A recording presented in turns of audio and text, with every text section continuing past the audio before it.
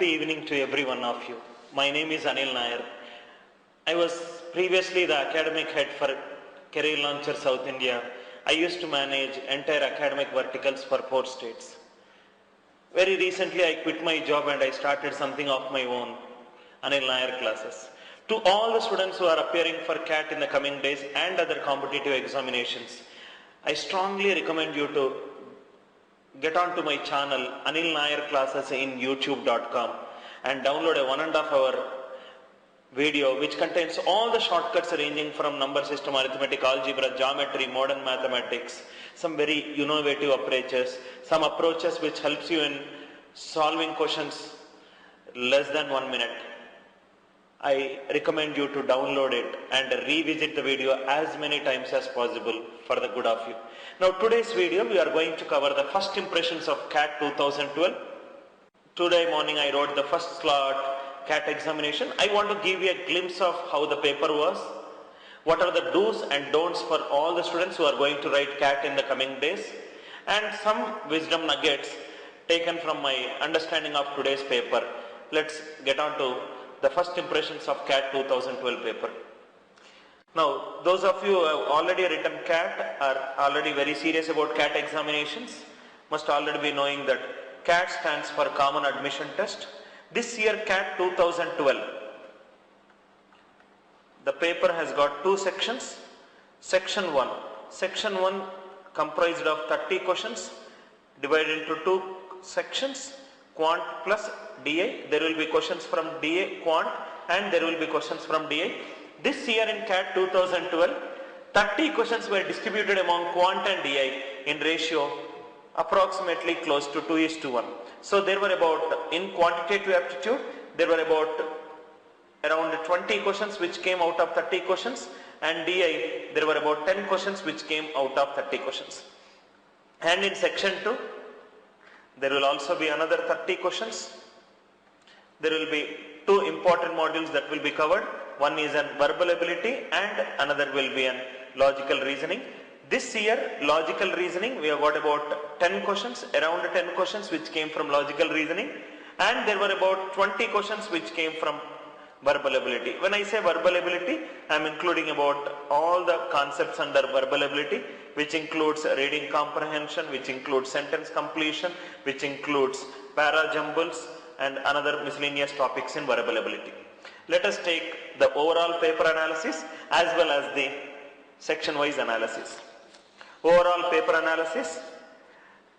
First point, today morning I wrote my exam in Prometric Center, Banjara Hills, Hyderabad. From the time I reached the center to the time I completed, everything went in accordance with the processes. Absolutely flawless execution. Kudos to CAT management. I did not find a single reason or single incident to state that there was something missing in it when compared to CAT 2009. Everything was flawless. 2 sections of 30 questions each. One of the few important points when compared to CAT 2011 is, this year the paper was on a moderate side. The questions were, there were about 30 questions in both of the sections. There were good number of questions which were ranging from easy to moderate, and there were also 3 to 4 questions which were speed breakers. Very, very important point is, same set of 20 questions was not administered to all students. Today's morning slot, in one slot there were multiple papers. That means CAT 2012 is not a paper which consists of multiple slots but also multiple papers within the multiple slots.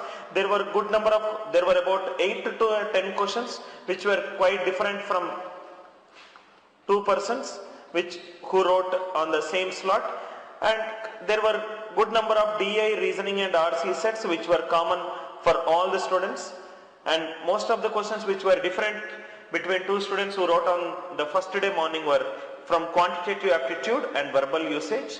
This is a very, very important point. Generally it is said in the CAT history from 1990 to 2011, the only thing that can be predicted that can be predicted in a CAT paper was the paper will be an unpredictable paper, but this year there was no element of surprise. The same pattern which was there in CAT 2011, the same pattern was there today. Probably the surprise element in CAT 2012 was there was no element of surprise. This was the first paper analysis. Now let us see the section wise analysis. Section 1, there were about 30 questions. There were 20 to 21 questions from quantitative aptitude and 9 to 10 questions from DI. And DI, there were good number of questions which asked students to calculate about percentage increase, percentage decrease and everything. I would sincerely recommend all the students to go through all the DI problems which are calculation based, which are logic based, which are bar charts, calculation logic based, pie charts, triangular based diagrams, mixed diagrams. Please go through all the fundamental varieties that comes in DI caselets, and the level of questions are pretty ranging from easy to medium. There were about 3 to 4 questions which you can directly solve it if you are good with your fundamentals, and there were also 3 to 4 questions which requires a lot of investment of time. I would sincerely recommend all the students not to spend too much time on a particular question. And on the first lot in my paper there was no questions from permutation and combination and time, speed and distance. When I make this statement, I want to make it very clear that it does not mean that you will leave out questions from permutation and combinations and time, speed and distance. Please get on to all the fundamentals. It varies from slot to slot. There were 3 to 4 questions. There were about a good chunk of about 9 to 12 questions which came from geometry, number system and algebra. And students faced a lot of problem in few 3 to 4 questions.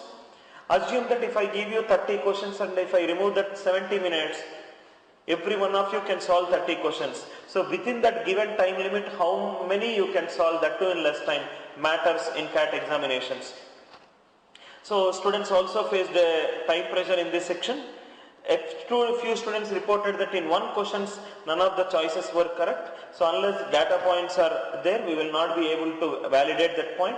According to me, the ideal number of attempts in section 1 in today's morning slot will be around 22 to 24. That means I am talking about out of 30. In the best case 24 out of 30, about 80% of the questions if you are able to attempt with 85% accuracy, there are good chances that you will be there in the top 5%. With section 2, there were again 30 questions which were equally split among logical reasoning, verbal usage and reading comprehension. There were a passage more or less every DI caselet and reading comprehension questions. The number of questions coming from that caselet ranges from about 3 to 4 questions. LR questions were pretty easy. There were some parameters that were given, there were some another parameters. You have to build a one-to-one mapping and you have to build a table. And pretty easy. The best thing about LR questions is if you have read the question, understood the question and you are able to formulate a table based upon this one, all the 3 questions you can solve it on your own. There were also few questions where 1 out of 3 questions were very easy, and there were also few questions where answer options are very close.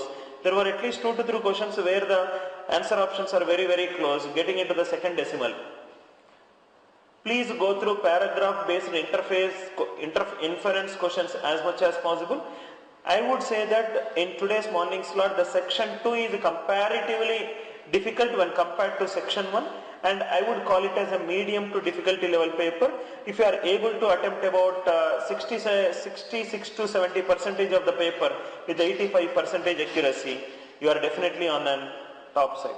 Now with respect to overall analysis, my overall analysis would be, if you are able to get 40 plus right attempts, you are on the top side. When I say 40 plus right attempts, what made me conclude that 40 plus right attempts is a very good score? Let us have some data points with us.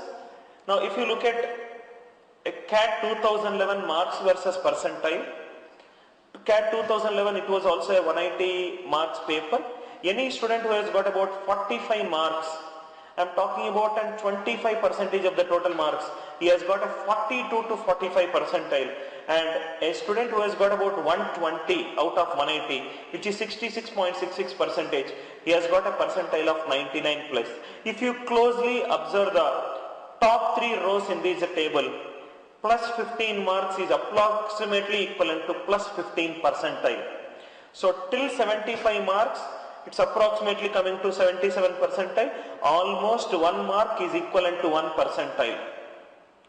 15 marks. 15 marks are nothing but, instead of doing 4 incorrect, if you do 4 right, you'll get plus 15 marks. So 2 incorrect in every section, if it can be converted into 2 right, there will be a jump of 15 marks. And I kept on telling in my last 6.5 years, the competition is always there, right from 90 to 99 percentile. So when you are attempting a paper, always remember, you know the art of problem solving, but you need to know the science behind the examination. Get the science right.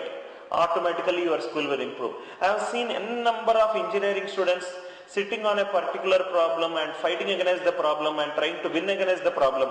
In the process of winning against the problem, you are actually losing the game. Don't spend too much time on a question. If you are not getting that question within 2 minutes of a time, leave it. To all the serious CAT takers, your inspiration should be Rahul Dravid.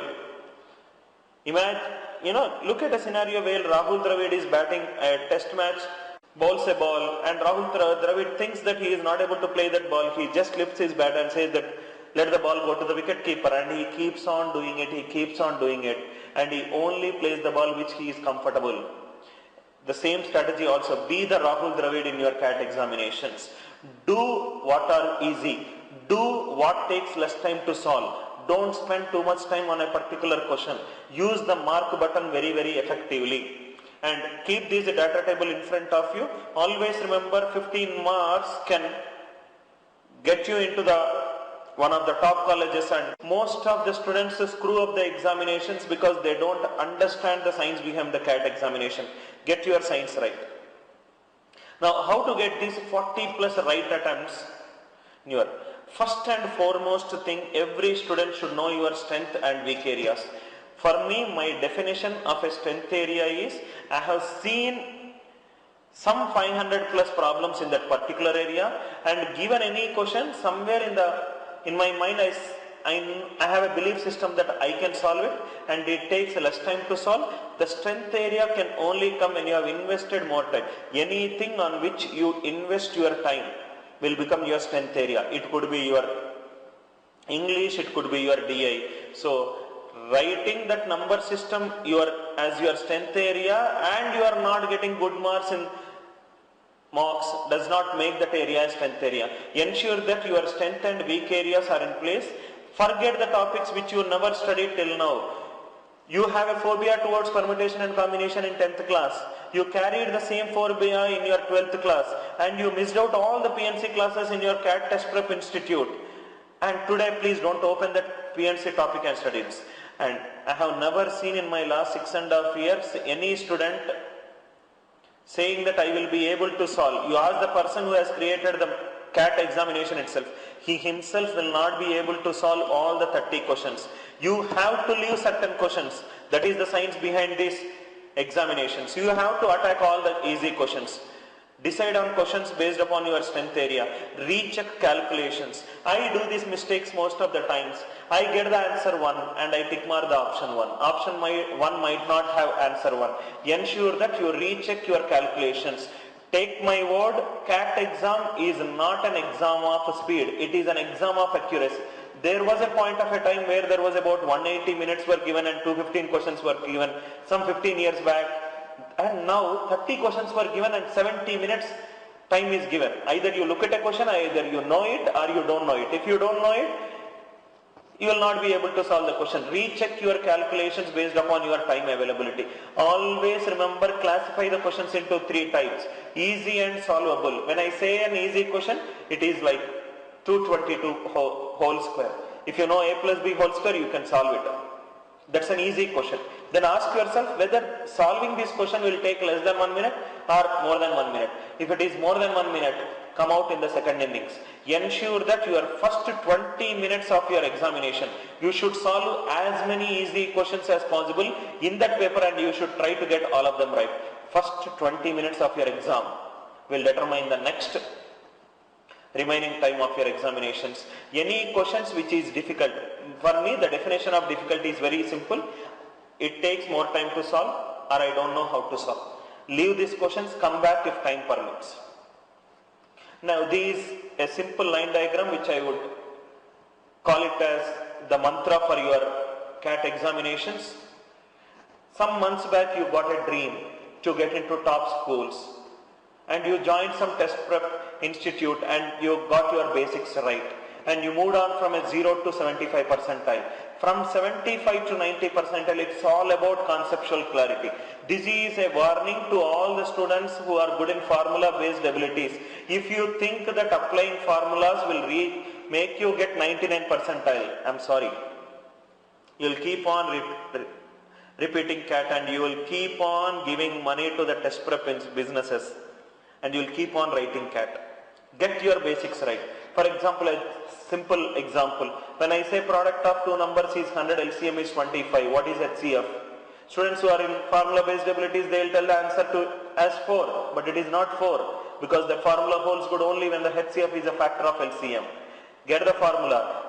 See, understand the logic behind the formula. 90 to 95 percentile, attending all the classes, getting all the basics right will fetch you near 90 percentile. To move from 90 to 95 percentile, you need to keep on revising whatever the material that is given to you. And from 95 to 99 percentile, trust me, it's all about confidence. You don't need anyone to tell you that whether you are getting into rhymes. Already there is a person within you who keeps talking to yourself and says that yes, you are in the game, yes, you are in the game. Confidence, according to me, it's all about ability to say that I will do it before doing that thing. Growth, according to me, is all about in giving up to become what you can be from where you are. Go ahead and make all your dreams come true. If you think that I can be of any help to you, please drop an email to me, info@anilnair.in, and this is our website and our official contact number 8297212234, and which is not a perfect square. Please think about it. Thank you.